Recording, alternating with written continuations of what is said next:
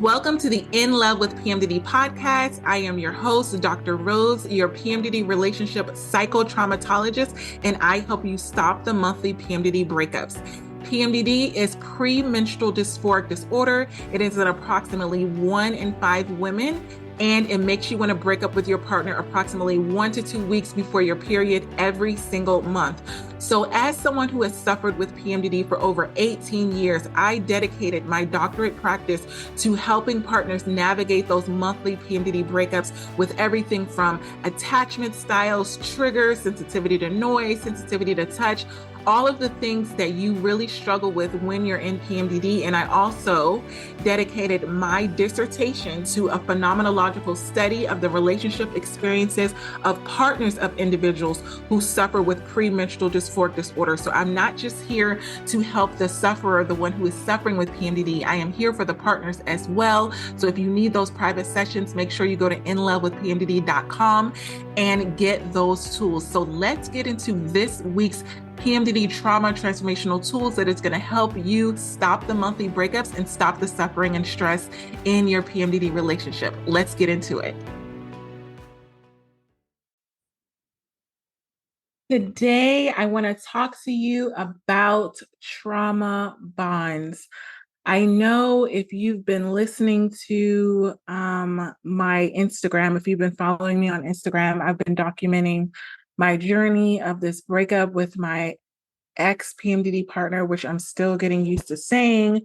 And I really wanted to share with you the tools that I've been using as I'm going through my journey.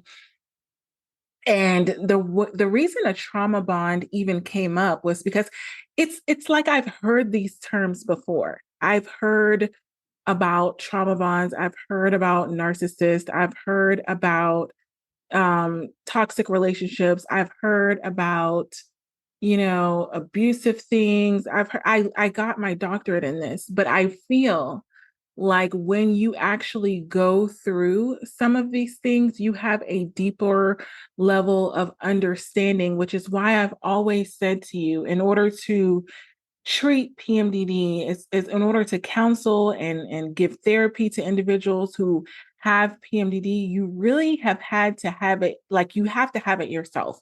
You have to know what it feels like to be in that state of agony for 2 weeks, sometimes a little bit longer, sometimes a little bit shorter out of the month. But I've always said that is the thing that has allowed me to transform some of the PMDD relationships the most, is that I understand exactly what both PMDD partners have gone through, are going through, how they feel, because I've gone through the suffering. So it's almost like my mentor was talking to me today, and she's like, your pain has a purpose. And that's one of the main reasons why I haven't silenced the pain and agony and heartbreak that I've been feeling, because as I've been using the tools that I use on so many of my private clients on myself, there are things that I am learning. It's like the light bulb is going off, and it has almost made me, which is a very weird situation to be in, but I almost feel grateful to have gone through this level of suffering, because the tools that I have gained, the tools that I'm using to dig myself out of this hole, I know will help you. Right. And I know I've had so many private client sessions during my breakup the last couple of weeks, and they have been so impactful. There's been so many transformations and just a deeper level of understanding. And also, I was talking to one of my clients, and I was, because I share openly about my journey, even with especially with my private clients. And those of you in the Breakup Proof Academy, the Breakup Proof Academy is probably the only place where you'll be able to consistently see the progression of my journey. You'll see that I've come on sessions and I've cried in times that I was still with my PMDD partner. And I was showing up as I was, trying to make it work, trying to keep things together. And I think just having that community was exactly what I needed, even though, I created it to be a service for PMDD partners. It was really a source of support for me, of really processing everything that I was going through. And like I've always said, I thought that this was going to be like a big testimony of saying, hey, me and my PMDD partner have gone through all these things and we made it. And the ending of our relationship just really took a turn on where I thought everything was going, which is why I'm now being really open about my journey and how I'm feeling. And one of the things that I was talking about earlier today with a private client is, and on my Instagram story. So if you're not following me on Instagram, make sure you follow me on there. But I was going through so much with the texting back and forth with my ex PMDD partner, and I just didn't feel like I was ready. I didn't feel like I was ready to talk about all of the things that brought me to the decision to get the divorce, to end the relationship, to have the breakup.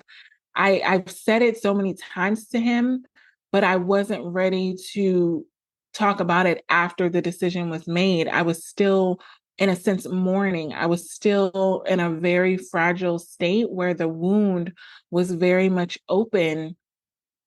But there was this time where he was like, I really need to talk to you about everything that's going on. And I remember putting up this boundary. Like, I would tell my private clients and saying, hey, like, if you're not ready to talk, if you're in a place where you feel like it's going to turn ugly, where you're not going to be in control of your emotions during the conversation, where you're going to regret it, things that you're going to say and do later on, then take the space. But there was something within me that was like, no, you need to talk to him. You need to talk to him. And so I called and I had that conversation, and it was so painful. The things that I heard, the accusations that I heard, the perception that he had of me as a person, I was just so hurt by it. And I think that's always been my most traumatic time with my ex PMDD partner has been when he has said words that were directly the opposite of who I was as a person. Because, like I talked about in earlier episodes, that really triggered my childhood trauma because I know who I am as a person. And I've always believed that when you love someone, when you're connected to someone, they see the core and the truth of who you are as a person. And so every time he, accused me of, infidelity or moving on with someone else, or even moving on with my ex-husband, who, I was married 10 years before I married him. And I was very open about a lot of the trauma that went on with that relationship. And all of the things that I healed from, and all of that was kind of thrown back in my face of saying, oh, you're probably gonna get back with your ex-husband now. And I was just like so hurt by a lot of the accusations because it was so the opposite. It's almost like, how you think if your PMDD partner says hurtful words to you, you almost say like, do you even know me? Because if you knew me, if you knew my character, you wouldn't accuse me of doing these things. But when you hear your PMDD partner, and I don't know if you've been there, where you hear them accuse you of things, it makes you sad. It makes you sad because this is supposed to be the person that's closest to you. They're in an intimate relationship with you, and they're supposed to know you, feel you, like even know you on a sense of, even if evidence showed things or you thought things in your mind, you still know what your PMDD partner is capable of. Like there's some things that, you would think about them and be like, oh, they would never cross this line, and you just have that trust and faith and confidence in them. So hearing that my ex PMDD partner had lost that trust and faith and confidence in me was so hurtful because I was like, wow, this is worse off than I thought, because it's hard to move on with a person, even as a friend, as a human, if they're thinking that you're capable of all of these horrible things. And loyalty is so huge for me. I don't have a big circle despite what everyone believes, because my private clients always say, oh, we thought you had like loads of friends and all these things and people that you talk to. And I'm very open. I'm very open with you, my audience, my people, because I feel that you're my people. I'm very open with my private clients, and I'm very open with the Breakup Proof Academy. on my day-to-day life, I'm very selective as to who I choose to talk to because I am very aware and mindful that the people that you have in your circle, the people that are speaking into your life, even if it's just opinions, it has an impact on what you do. And when you have PMDD, you can't be reckless and just have anyone in your life. Because if you go into PMDD and you start having intrusive thoughts and you have people in your life that may not have your best interest and they're telling you things, it's so easy for you to become susceptible to listening to their advice, to listening to things that they're saying while you're in that vulnerable state. And that's why I'm so protective of my circle. And I really thought my ex community partner knew that about me. So when he was saying certain things about my actions and almost thinking that I was getting advice from someone else about the breakup and all these things, like all of it was just very inaccurate. And I literally texted him and said, this proves how disconnected we are. If you think that these things that are going through your mind are true, this proves how, disconnected we are because I feel like you don't even know me. And that's a very hurtful place to be in the breakup process because you feel like everything's going backwards. I almost feel like it's like the Benjamin Button scenario where we're aging backwards, where we grew over the years that we were married, and slowly but surely the trauma is causing us to get back to the beginning stages of our relationship to where you're just getting to know a person and you think that they're capable of anything. You're like, I don't trust you. I don't know what you're capable of. And that's where I felt like we were. So when my PMDD partner said, I really need closure, I really need to talk to you. And I agreed and called and had that conversation, and it was horrible. I beat myself up about it. I was literally crying and shaking after that conversation. And I really beat myself up about it. And I really was like, why? I knew because I knew before I called that I wasn't in a place to hear any negative things that he thought about me. I wasn't in a place to hear the accusations, but something within me was compelling me, literally compelling me to call him. And I remember bringing it up to a client and we were talking about something that they had going on, and they were like, oh, because you're trauma bonded, huh? Because that's something that I had talked to them about earlier. And I was like, you know what? Like I am trauma, but like it's almost like you see things so much better when you're a doctor, when you're a practitioner, and you're so used to dealing with clients and patients that you see outward and you can easily triage, you can easily diagnose. But when it comes to yourself, you don't have that insight. Like because you're you, because I'm me, I didn't realize that I was in a situation where I was in a trauma bond with my ex PMDD partner. And I was like, you know what? I am. You're right. And let me tell you what a trauma bond is. So, when you're in a trauma bond, is when you have a strong emotional connection with your PMDD partner once you've experienced intense emotional or traumatic situations together, where we know you've obviously done that because you have PMDD. So that pretty much gives you like a prerequisite. You qualify to have a trauma bond with your PMDD partner. And I'm going to give you 10 signs that you may be in a trauma bond in your PMDD relationship. And how that looked for me was, even though I wanted to disconnect, I wanted to take the time, I wanted to put up those boundaries, I felt like I couldn't. I was so compelled to stay connected with my PMDD partner because of our trauma bond. We connected on so many traumatic experiences within our relationship, so many traumatic experiences within PMDD, that I almost had that bond with him where I couldn't just go off on my own and just disconnect where I felt like I needed to because of that trauma bond. And so the first sign that you are in a trauma bond with your PMDD partner is there is a cyclic pattern of intimacy and detachment. And what this means is there is a cycle of you're really, really intimate with your PMDD partner, like in your follicular days, and you're really, really into each other. And by intimacy, I don't even just mean sex. I mean, you just feel connected, you feel seen, you feel validated. all of these things. And that's that period of time.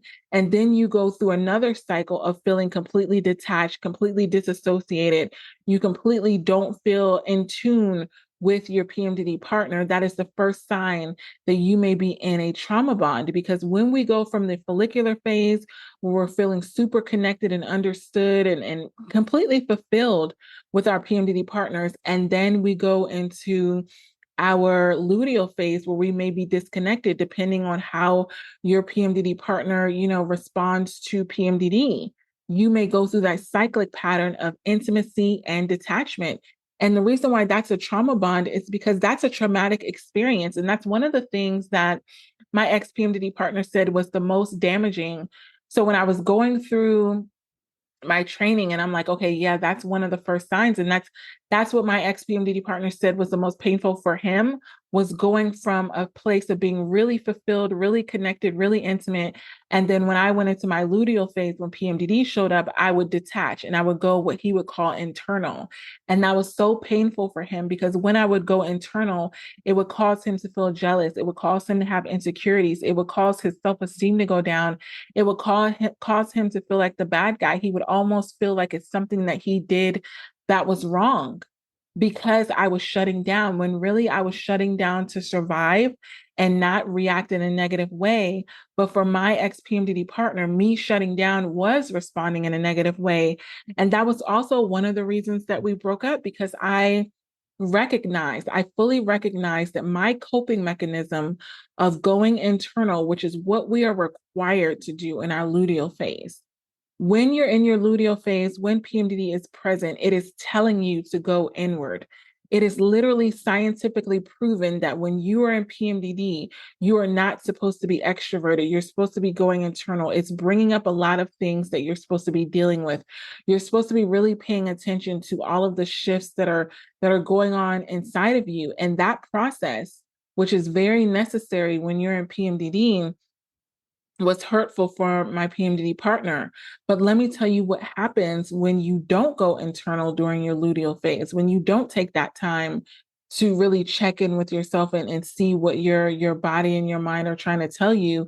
PMDD rage comes out because all of a sudden you're so frustrated because you're not getting that time to go internal. You're feeling like you're extremely agitated, you're irritated, you're annoyed by your PMDD partner because they're the thing, they're the entity, they're the person that's stopping you from doing a process that your body and your mind is literally compelling you to do.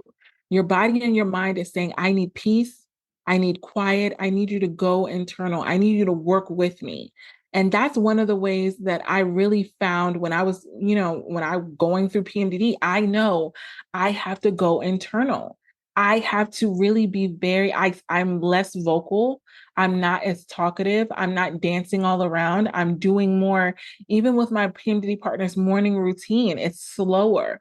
I'm decreasing the intensity. I'm leaning in to things that make me feel good. I'm taking more baths. I'm leaning into self-care. I'm really in church. I'm hearing from God. I'm really honing in on my mental, my physical, my spiritual being. And that is required in PMDD. So many times we're beating ourselves up for not being able to do all of the things that we could do when we're in our follicular days. We're saying it's bad that I'm going internal. It's bad that I'm doing less, but it's not bad. It's good. So you stop doing the internal things by forcing yourself to do more. I need to do more. I need to be more. I need to show up more. I need to force myself to be like I am in my follicular phase. And the reason why it blows up in your face as a partner is because you're not meant to be doing those things in your luteal phase. You're not meant to be doing those things in PMDD. So what I always advise my private clients to do is when you're in luteal phase, when you're in PMDD, you need to find a way to go internal with your PMDD partner instead of shutting them out. And that was something that was so hard for me and my ex PMDD partner because we were long distance. So when there was times where I didn't want to be glued and connected to my phone, and my conversations on the phone were very short, and the interactions that we had in person were less climactic. It wasn't exciting. It wasn't like, "Ooh, we're together." It was like, "Hey, like, how are you?" It was very like that. And it was hard for my ex PMDD partner to make that shift. So making that decision to break up wasn't something that came easy to me, but it was also something that came, it was like, this is necessary because it never, over the years that we were together, that never felt good to him. And I had to realize that I am causing my PMDD partner to suffer. I am literally causing my PMDD partner to suffer. And I had to recognize that and see that no matter how I packaged going internal to my ex PMDD partner, it never was appealing to him. He loved me when I was in my follicular phase, meaning he loved my demeanor. He loved how open I was. He loved how affectionate I was. He loved those things. But the truth of the matter is, not only did he not love the luteal version of me, the luteal version of me in PMDD caused him to suffer. And at that point, I had to make a decision. I had to make a decision and say, okay, this is my coping mechanism. This is what PMDD is requiring me to do. And my partner is wanting me to do the opposite of that, but there's a price to pay because I did that for months. I said, all right, I'm going to pretend like I'm not in PMDD. I'm going to just force myself to be extroverted. I'm going to force myself to not take the downtime that I needed. I'm going to force myself to do things that are not in alignment with what I feel like my mind and my body is calling me to do. And I suffered immensely. And there was a lot of bitterness and resentment because internally I was suffering where outwardly my PMDD partner was like, this is great. This is exactly what I need from you. And I was like, well, this is not sustainable because even if I did it 1 month, 2 months, I couldn't, I knew for the rest of my life, I couldn't do that. And so that was our trauma bond of going from that really deep connected place in my follicular phase to that place where I was in my luteal phase and we were feeling disconnected and the intimacy was gone because my ex PMDD partner was very intuitive. And what I mean by intuitive was he really operated off of how I was. If I was up, he was up. If I was down, he was down. And but it wasn't vice versa. Meaning when I was in my follicular days and he was going through his struggles, I couldn't bring him out of it. He was very secure with like dealing with whatever emotions that he had. And so that's the first sign that you're in a trauma bond is that you go through that cyclic pattern, which I'm pretty sure everyone does, of you're intimate, you're close, you're connected, so you're detached. And the next sign that you're in a trauma bond with your PMDD partner is you have a dependency on approval. You really need your PMDD partner to accept you, to approve you, to tell you that you're doing a good job. You're constantly needing that approval and validation from your PMDD partner. I remember I had this so even up until the very end, and even up until I think even through the breakup, I know that I'm in a trauma bond because even through the breakup, when my PMDD partner was saying that he was not happy with me, that he was hurt because of everything that was going on in the relationship, that the relationship failed, that all of these things, I had a very big dependency on his approval. And it hurt me so much when he said that he wasn't happy, when he said that his needs weren't met, when he said that I wasn't doing good enough. It wasn't like a normal, like, oh, that sucks. I'm really going to try to work on that. I felt a deep amount of pain and shame within myself whenever he said that, I wasn't doing a good job. There were a couple of comments that my ex PMDD partner made that let me know that I had a deep dependency on his approval. Whenever we would have our visits, because we were long distance, he would come home. If he ever said, I don't feel at home, I felt like a failure. I felt like a piece of crap. I felt like, how could you, make him feel this way? What's wrong with you? It is your husband, it's your PMDD partner. He doesn't feel at home at home.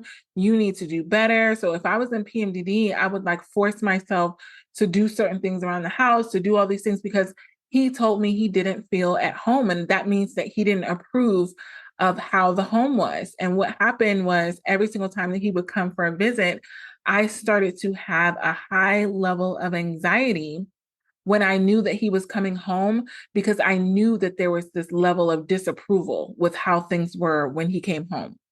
I went from the place of of being really excited that I was going to see my PMDD partner to me being really fearful that my PMDD partner was coming home, because I knew that if things weren't the way that he needed them to be, that he was going to say that he didn't feel at home and it was going to crush me. So one of the main things that my, ex-PMDD partner complained about was, when you come and pick me up from the airport, you're not happy, you're not excited, and I'm all excited to see you, and you're just like and anxiety filled and in a mess. And I really, really was. I never denied that, but I tried really hard to pretend that I wasn't. But the reason that I was in that state was because I knew that I was 1 second away from hearing his disapproval. I could feel the shift in his mood. I could hear the shift in his, communication with me when he said, hey, how's it going? Like, I knew he wasn't happy with me. I knew it. And knowing that he wasn't happy with me crushed me, because I tried so hard to make him happy.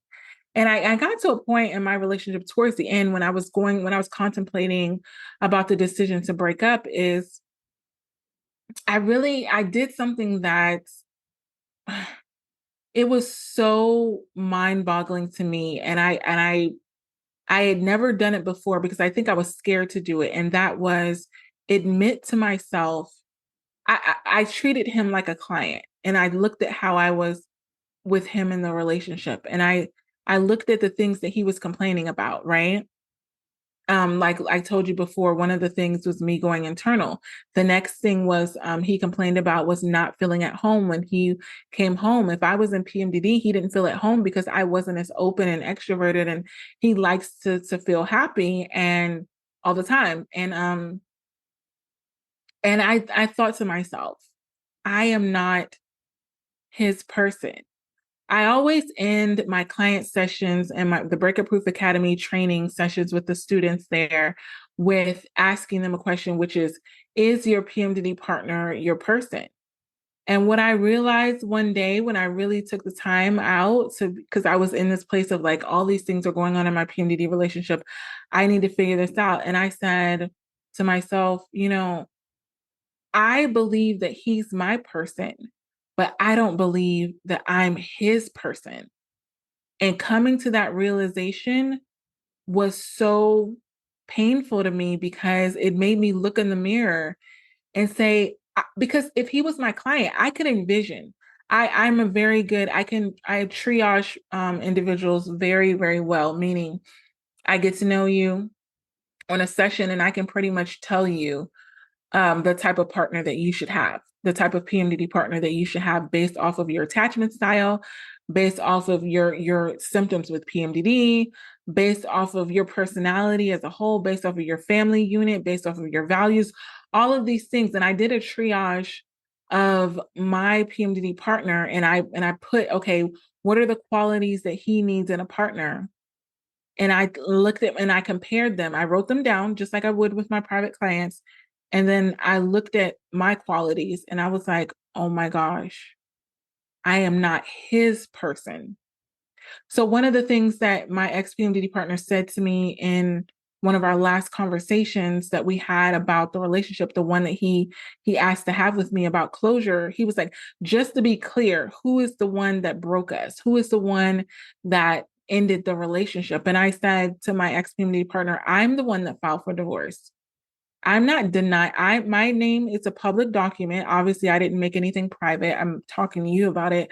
Um, I'm the petitioner on the divorce document. I'm the one requesting it. I'm the one that paid for it. I'm the one that paid for you to get served. I'm not saying that this is your fault. I was not in a place of putting any blame on him as far as ending the relationship, because I had the opportunity, as I was thinking about things and going through what was best for the both of us, of recognizing I felt like he was really my person, but I'm not his person because of the characteristics about me. Some of them have to do with PMDD and some of them do not. So, and I can go into another episode of what are the things about me and PMDD that broke us, and what are the things that really just in life in general. And I could tell you one of the big things that has nothing to do with PMDD is the fact that we're long distance. And we've been long distance for 5 years, and that's not sustainable. And I remember telling him that after year three, I was like, hey, I know we've been long distance. I know we made this plan, but like it's time. Like this has been too long. Like there's too many things that are falling between the cracks. This is not sustainable. I don't believe this would be sustainable for anyone to be apart for this long. This is not working. Like we need to do so. I remember that after year three. And that had nothing to do with PMDD. Whether I had PMDD or not, that was a big factor in our breakup. But that was the number two for me, my dependency on his approval. I did so many things to get my ex PMDD partner's approval. He said he wanted to live in a big house. I went and made a home in a big house. I love condos. I love high rise condos. I love amenities. I love living in a community that I don't have to mow any grass. I don't have like I love where I stay right now because towards the end, I think it was like almost a year ago. It's like 6 months ago. I moved into the place that I'm in right now, which I absolutely love and adore. But that came after a big argument that we had. And, he ended up moving his stuff. And then all of a sudden I was like, well, if your stuff is not here, if I got this place for your approval and you came home and you're still not happy, then I'm going to go ahead and move. And I remember making that decision and I was like, we're not over, but like you moving your stuff, I don't want to stay in a big home and it's only my stuff in there. If you listen to past episodes, you'll hear how, he moved his stuff out after an argument. And even over the past year, I would say you could see the trajectory, you could see the breakdown of our relationship.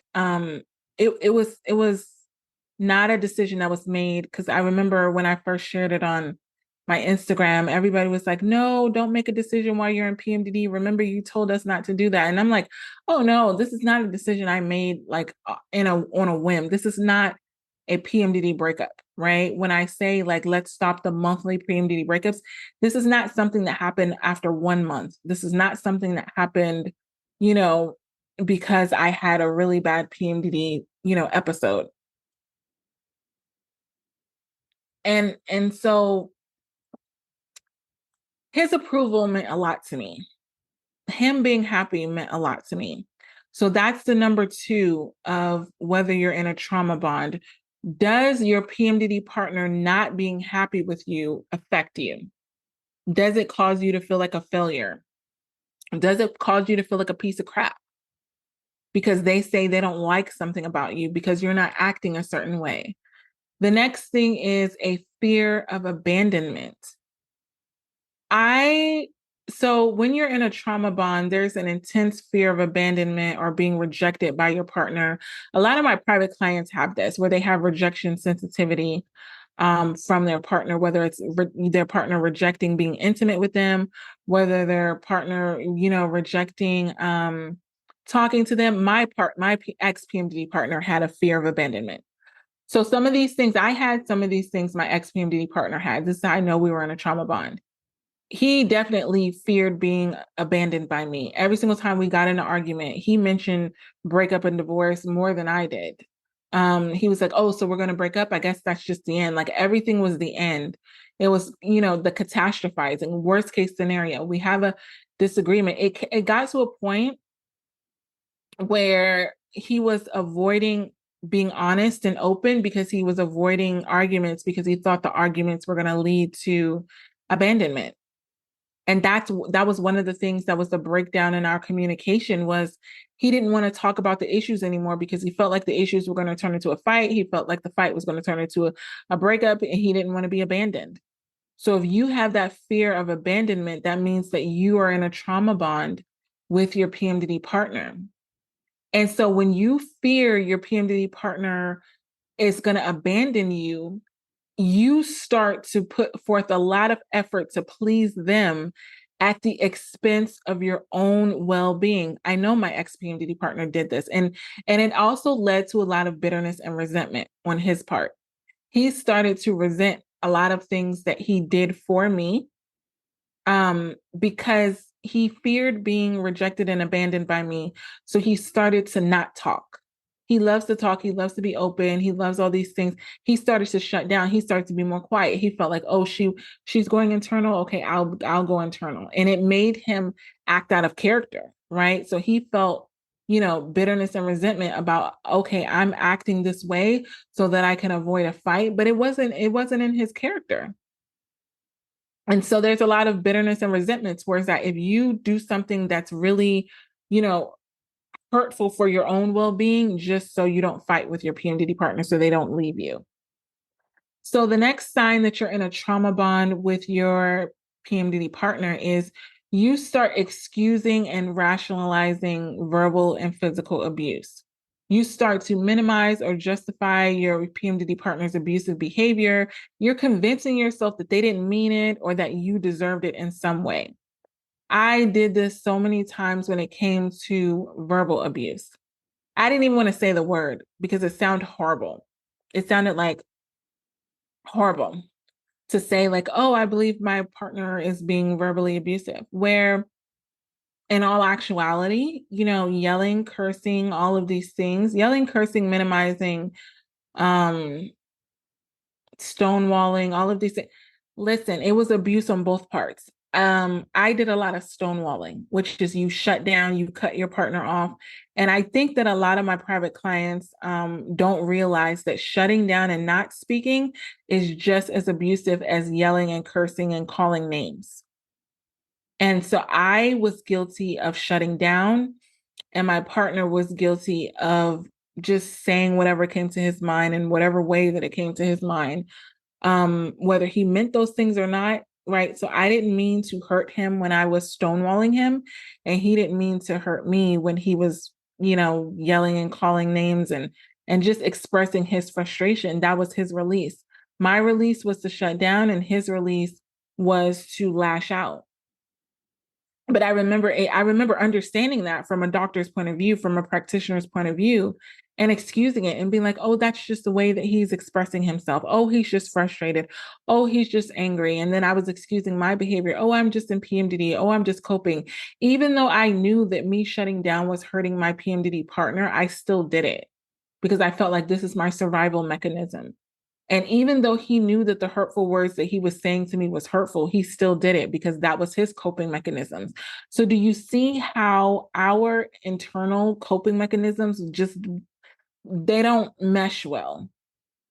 I don't know that that's going to change. And that was another reason that I came to the conclusion that that was not, like, I'm not his person or he's not my person, is because the way that you cope with PMDD, with how you feel about PMDD, the emotions that come up, it has to blend well with your PMDD partner, meaning in the future, and this is an option for him. It's not an option for me, it's an option for him. And I told him that. I'm like, the good thing for you is that you never have to be linked to PMDD ever again because you're no longer a PMDD partner. So you don't have to be associated with this disorder at all. You can go be with someone who doesn't have PMDD. I'm pretty sure you're going to triage them and make sure that you're with someone who doesn't have PMDD. But in the future, even a coping mechanism for conflict, he needs to be with someone where he can lash out and say whatever he needs to say, and they're not going to get offended by it. I remember having this conversation with him where I was like, so what is your expectation? Like when you're yelling and you're saying hurtful things, what is your expectation? And he's like, I'm just expecting you to know my character, know who I am as a person, know I'm just trying to vent and it not bother you. And I've seen that. At first I was like, that is like unrealistic. That's berserk. That's like crazy to me. But I've actually seen where words don't really hurt some PMDD partners. I've seen it in private sessions where their partner could say all these things and it doesn't bother them.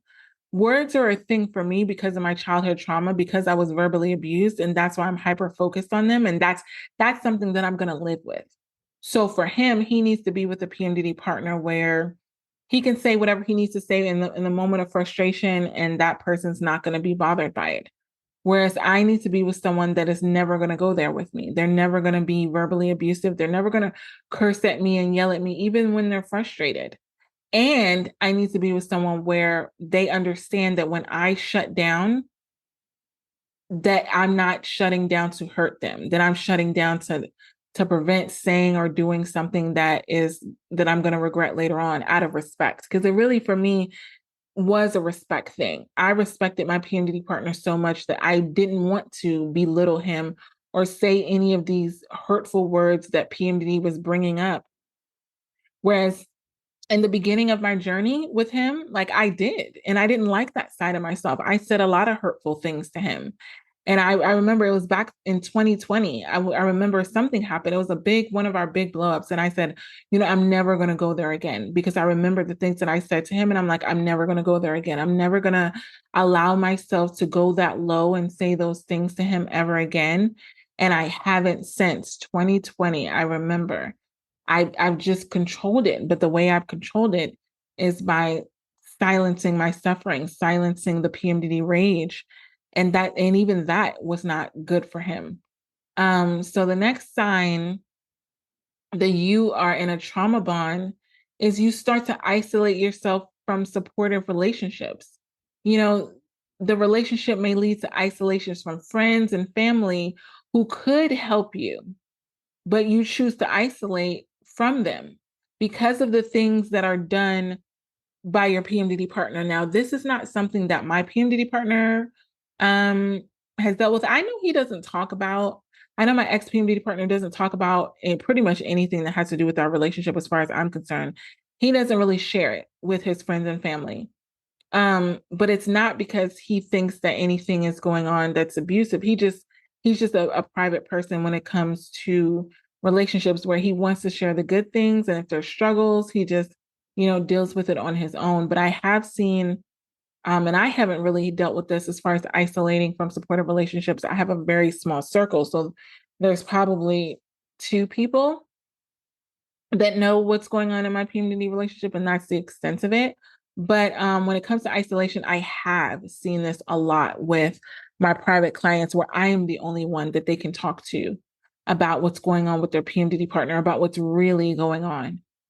And that's where the isolation is because they don't want to tell anyone else what is really going on with their PMDD partner because they know that the other person is going to say that the behavior is abusive.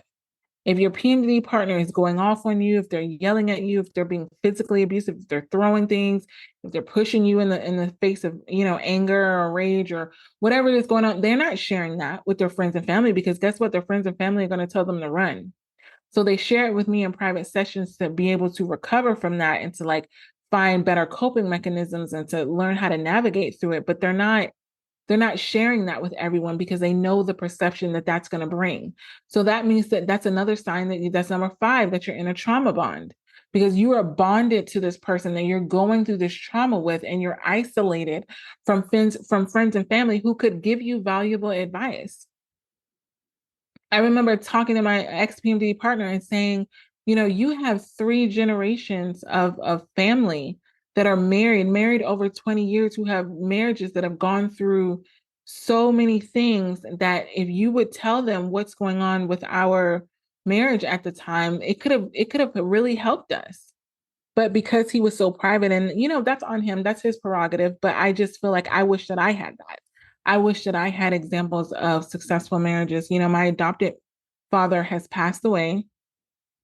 So my adopted mom, they were married for over 50 years. Literally her high school sweetheart, and they were married until he passed away in 2015. So I didn't have both sides of them to talk to about the struggles that I was going through with our marriage. And I wish that I would have had that. But that wasn't his decision, and I have to respect that. It's always, whatever he thought was best. Um, but these are the 5 ways that you are in a trauma bond with your PMDD partner. This is going to be part 1. This is I thought I was going to be able to get through everything on this first episode, but there's so much that I have to unpack. But I want you, and I don't want to overwhelm you too. I don't want to overwhelm you. Um, but you know what I'm going to do? I'm going to do part 2 in the Breakup Proof Academy because I really want. So the Breakup Proof Academy is very interactive. It's very interactive where I pretty much I'm on a Facebook Live. We have a private Facebook group, and you can come on and drop anything that's going on with your PMDD relationship.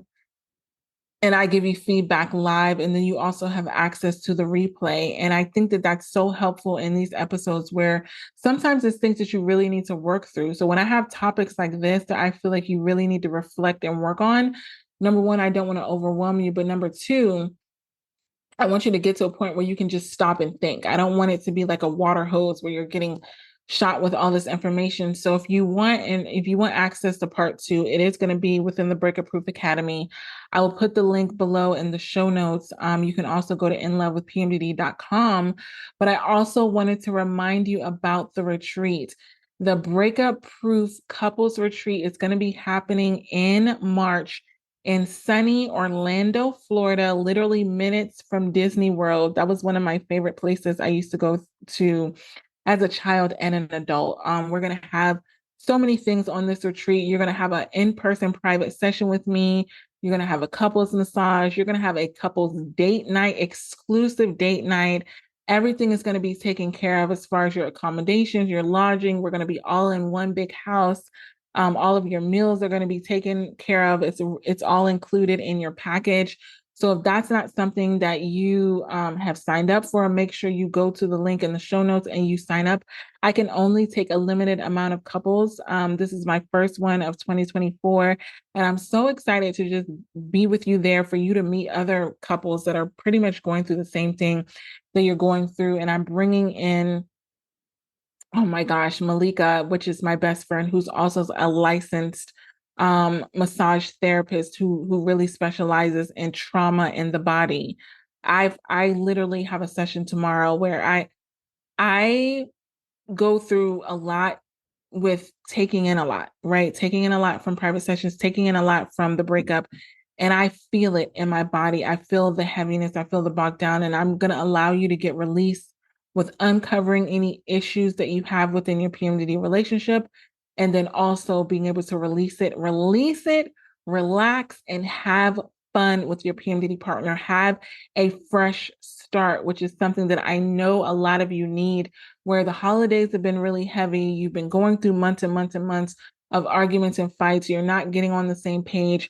You're going to leave with workbooks. You're going to leave with so many tools that you're going to be able to use within all of 2024 and beyond in your PMDD relationship. So if you've not signed up for that, make sure you sign up. Link is in the show notes. And I look forward to seeing you all there in the Breakup Proof Couples Retreat in Orlando, Florida. It's going to be March the second weekend in March. Let me get the dates for you right now. It's going to be March 8th through the 10th. So it's a Friday through a Sunday.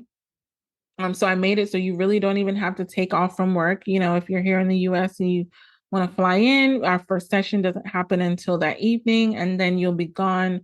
You'll be released on Sunday after our session in the morning, and you can fly back home. So whatever it is that you have to get as far as accommodation for the kids, I made it very easy because I'm a parent. I know how it is. But this is something that I feel like you really need to do for your PMDD relationship to get that fresh start and to be able to reconnect with your PMDD partner while addressing the issues. Like, we're not ignoring anything, we're not covering up anything, we're uncovering, and then we're relaxing and having a lot of fun. So I look forward to seeing you all there. We got this. I hope this PMDD episode helped you and your partner in your struggles within your relationship. And if this is something that you know that you need help with and you need further support, individualized support, make sure you're going to inlovewithpmdd.com and you're getting those private sessions to really work through what you're going through in your relationship, specifically in regards to PMDD. And also, I want you to leave a 5-star written review on Apple Podcasts. What this does is it helps other PMDD sufferers and partners find this show that can help them get these free PMDD relationship tools. I remember what it felt like to not know that there were tools out there specifically for PMDD relationships. So I want to make sure that you are sharing these tools with others, share them on your social media, share them with people that you know that are also struggling in their PMDD relationships. Until next episode, this is Dr. Rose, your PMDD relationship psychotraumatologist. One more thing, I almost forgot. I now have the Fresh Start PMDD Partners Workbook. What this workbook can do is if you've had past traumatic experiences with your partner, past fights, past arguments, and they keep coming up every single month in PMDD, I created a Fresh Start Workbook so that you can deal with all of the traumatic experiences that have happened in the past in PMDD rage and all of these things so you can stop going through the same cycle again and again and again. So get that workbook. It comes with a video episode of the actual podcast that I recorded on getting a fresh start in your PMDD relationship. So you're not continuing the same cycle again and again and again. So make sure that you get that workbook. And if you need those individualized counseling sessions, you know where to go, inlovewithpmdd.com. Until next time, we got this. Love you.